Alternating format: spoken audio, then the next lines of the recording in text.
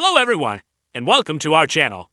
Today we're diving into the extraordinary life and legacy of Sylvester "Sly" Stewart, better known as Sly Stone, the groundbreaking frontman of Sly and the Family Stone.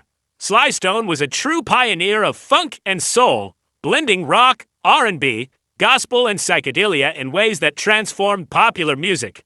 He gave us classic hits like Dance to the Music, Everyday People, Thank You, Fallatin Me, Be Myself Again, and Family Affair, and he became one of the defining voices of the late 1960s and early 70s.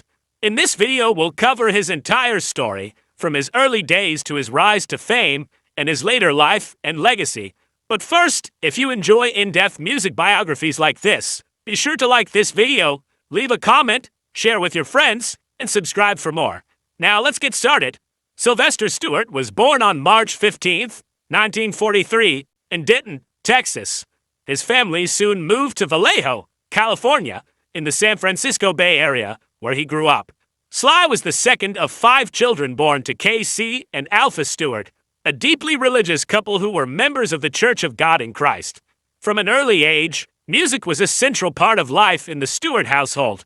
His parents encouraged all their children to sing in church, and Sly, along with brother Freddie and sisters Rose and Loretta, formed a gospel group called the Stewart for his youngsters. In 1956, the siblings even recorded a gospel single on the Battlefield B/W, Walking in Jesus' Name, on a local label. The only Stewart sibling not in music was eldest sister Loretta.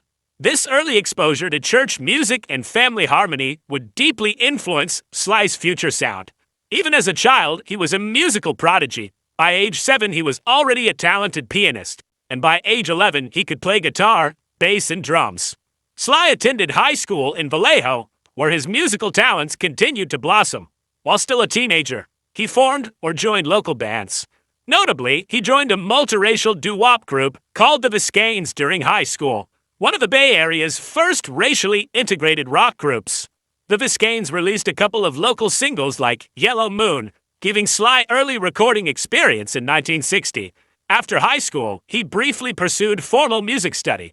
He took classes at the Vallejo campus of Solano Community College, focusing on music theory and performance. During this period, he also earned a living in radio and as a staff producer.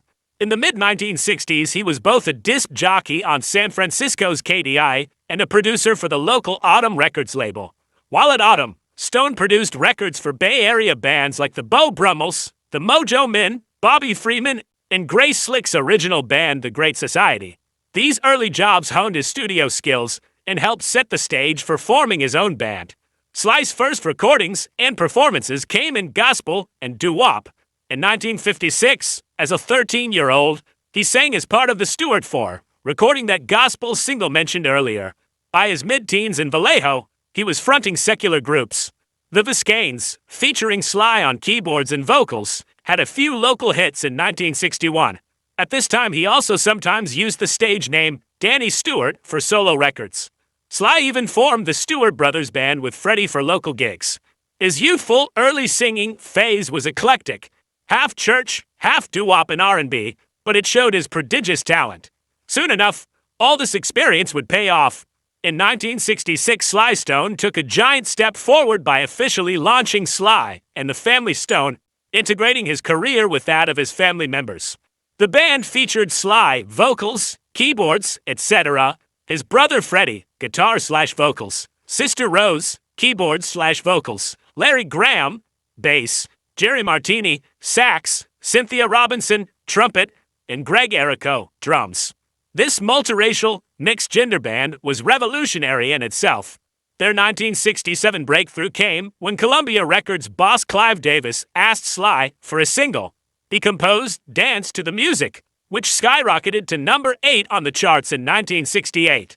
This catchy, horn-driven funk anthem introduced the world to the Family Stone's sound.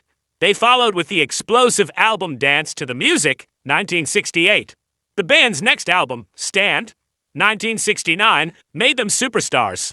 It sold over 3 million copies and included the number 1 hit Everyday People, 1968.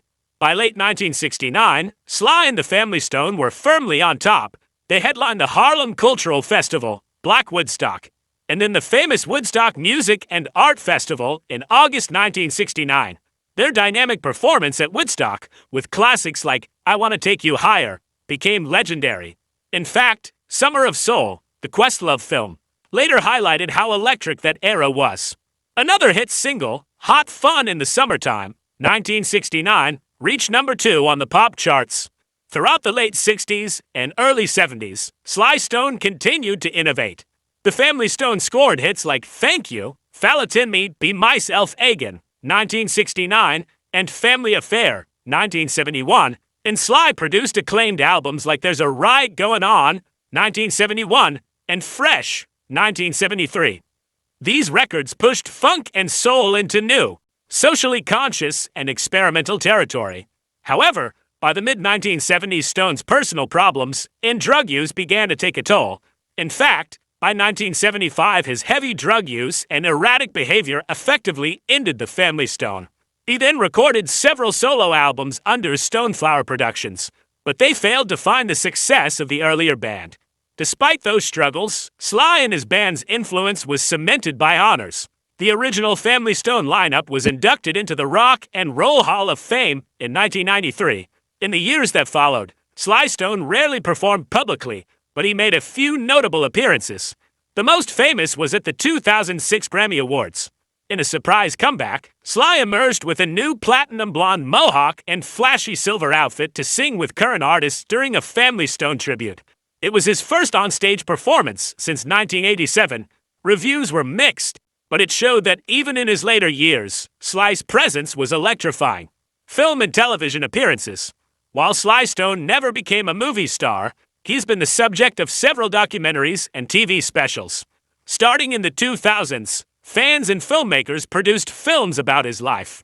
Dutch director Willem Alkema made Coming Back for More, 2009, one of the first documentaries to interview Sly himself in decades. Alkema had earlier released Dance to the Music in 2008, covering the band's story. These films often presented the first on-camera interviews with a reclusive Sly since the 1980s. In 2017, Michael Rubenstone made On the Sly, In Search of the Family Stone, which tracks Sly's history and influence. Most recently, in 2025, Amir Questlove Thompson released Sly Lives, The Burden of Black Genius. This new documentary not only recounts Sly's career, but also examines challenges faced by black artists in America and how Sly overcame them. In addition, Sly appears in archival concert footage and interviews. He also pops up in Summer of Soul via the Family Stone's music, and you might have seen clips of him on TV in his younger days. For example, he famously appeared on American Bandstand in 1968. While he never had acting roles, his story has certainly been captured on film and TV. Fans have also recreated Family Stone performances at events like the Love City Convention in 2015. One such gathering featured Sly's final public appearance during a fan tribute. Sly Stone's legacy in music is enormous. He and the Family Stone are consistently cited as pioneers of funk and modern pop. By merging soul, rock, psychedelic, and gospel elements into a cohesive sound, Sly created a new pop-soul-rock hybrid that had a lasting, wide-ranging impact. Other Motown and R&B producers, like Norman Whitfield of The Temptations, took inspiration from Stone's harder-edged, socially conscious style. In the 1980s and beyond, artists such as Prince and Rick James explicitly drew on Sly's example. From Public Enemy to Fatboy Slim to Beck and the Beastie Boys, countless musicians sampled his grooves. As Bootsy Collins, who played with Sly, later said, Sly Stone was the most talented musician I know. A testament to his genius, even if Collins' exact quote is under citation. Official honors also reflect Sly's status. In addition to the Rock and Roll Hall of Fame induction, 1993, he was awarded a Grammy Lifetime Achievement Award in 2006, recognizing his influence on American music. Rolling Stone magazine paid tribute when he passed, calling him the architect of Family Stone's groundbreaking sound. And today musicians and critics still talk about the Family Stone's classic albums with reverence. Indeed, a Washington Post-style writer noted that Sly's fashion and music style paved the way for stars like Prince, Outkast, and Beyoncé, evidence that his creative impact crossed generations. In short, Sly Stone's contributions remain a guiding light in funk, soul, rock, and pop music. Personal life. Behind the music, Sly Stone lived a colorful personal life. In the late 1960s, he moved in celebrity circles. He spent time with producer Terry Melcher, son of actress Doris Day, and even encountered Charles Manson at the time. In fact, a 2009 Sly interview recounts a spat he had with Manson before anyone knew who Manson was. After Family Stone's success, Sly fell into excess. His relationships and health suffered due to heavy substance abuse. His only marriage, to model/actress Kathy Silva, took place on stage. The couple wed during a 1974 concert at New York's Madison Square Garden. They planned a lavish show, even trying to release doves and float an angel above the crowd. However, only a few years later they separated. As Silva later told People magazine, she left in 1976 after a family tragedy. Their young son was bitten by Sly's pet dog, and the chaos that surrounded Sly. She bluntly said she couldn't handle that world of drugs and weirdness.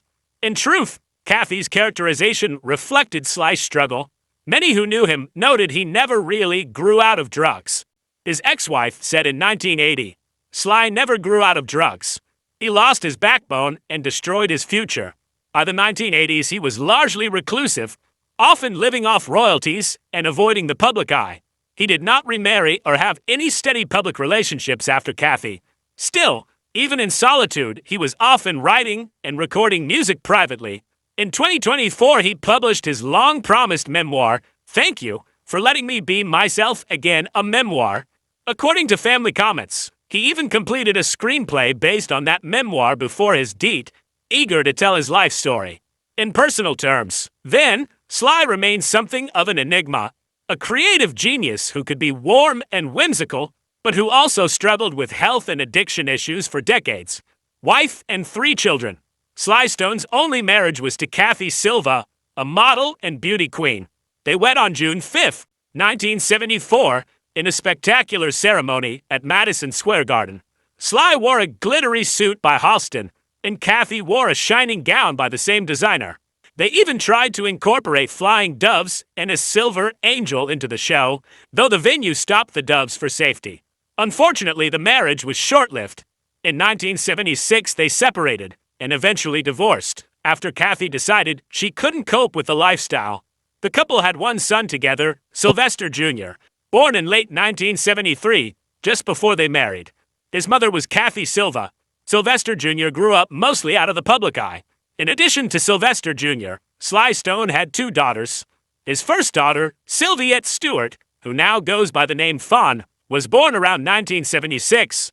Her mother is the late trumpeter Cynthia Robinson, who had been a bandmate in Sly in the Family Stone. His second daughter, Novena Carmel Stewart, is younger, born in the 1980s, and is a well-known DJ and radio host today. Novena was raised in the Bay Area and later moved to Los Angeles, where she became a host on LA's public radio station KCRW. Her bio notes that her father, Sly Stone, fortified her funk foundation and nurtured her love of music. All 3 children are now adults. Sylvester Jr. keeps a low profile. Sylviette, Fun, has performed music herself, and Novena is an on-air DJ and music curator. Sly Stone is survived by these 3 children, who carry on his legacy in their own ways. Sickness and death. In his later years, Sly Stone's health declined after a lifetime of tobacco use and stress. On June 9, 2025, Sly Stone passed away at his home in Granada Hills, Los Angeles, at the age of 82. The family released a statement saying he had been suffering from chronic obstructive pulmonary disease, COPD, and other underlying health issues, a condition he had battled for some time. The death was widely reported the next day, and tributes poured in from musicians, journalists, and fans worldwide. Rolling Stone magazine ran an in-depth obituary calling Stone the architect who fused funk, rock, and soul, and noted his influential legacy. Even as recent as June 10, 2025, outlets like the Washington Post published memorial pieces reflecting on Sly's life and style. Just weeks before his death, Sly had completed the screenplay for a movie about his life, based on his 2024 autobiography, and his family said they were eager to share that story with the world. His passing marked the end of an era, but it also brought renewed attention to his music and message, lifestyle and style. Throughout his career, Sly Stone was known for an outrageous, flamboyant style that matched his music. He loved bold colors, mixed patterns, and plenty of gold chains. In fact, a Washington Post fashion column noted that Sly's outfits were like his songs, eclectic and dazzling. For example, on one 1968 album cover he dressed stoic as a toreador, bare-chested under an embroidered vest, with breeches, knee-high socks, and gladiator sandals. A look that combined Roman armor, equestrian flair, Indian textiles, and hip-hop bling, all in one outfit. He even rocked large hats and flowing scarves like Jimi Hendrix, but added Edwardian ruffles, sequins, and gold jewelry to the mix. As one writer put it, Sly wanted your ears and your eyes, not just because of his music, but because of how he looked performing. This fearless fashion sense paved the way for later music icons. Artists from Prince to Outkast to Beyoncé have cited Sly's style and music as an influence. In short, Sly lived a very colorful lifestyle. On stage, he was like a rock star superhero, and that attitude helped define the family Stone's image and impact. Offstage, however, his lifestyle was more subdued in later years. He often lived quietly, sometimes in modest homes, after years of fame and turmoil. But even in retirement, he maintained that eclectic persona in interviews and photos, still wearing shades and chains with a grin. Net worth and house. By the time of his death, Sly Stone's financial situation had stabilized somewhat after years of ups and downs. Various sources have estimated his net worth differently. Forbes ran an analysis shortly after his death, estimating his net worth at about $2.5 million. This figure took into account his remaining royalties, book advances from his memoir, and assets, minus debts and legal fees. Sly had famously lost out on earnings for years due to legal battles over song rights, which reduced his wealth. Sly's real estate holdings likewise changed drastically over time. In his peak era, Sly did own some impressive properties. Notably, in 1972, he purchased a lavish mansion in Beverly Hills for about $500,000, roughly $3.5 million in today's dollars. This home epitomized the success of the early 1970s Family Stone years. However, financial troubles forced him to sell that mansion in 1985.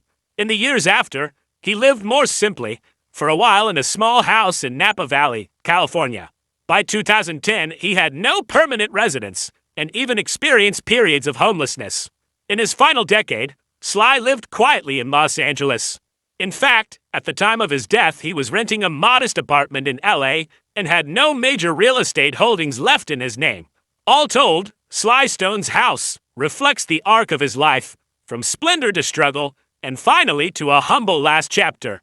Each chapter of Sly Stone's story, from church choirs to stadium stages, from Grammy tributes to final quiet days, is a testament to a larger-than-life artist who reshaped music. Thank you for joining us to explore the full life of Sly Stone. If you enjoyed this detailed biography, please like this video, drop a comment with your favorite Sly Stone song, and subscribe for more music history content. Until next time, keep the music alive.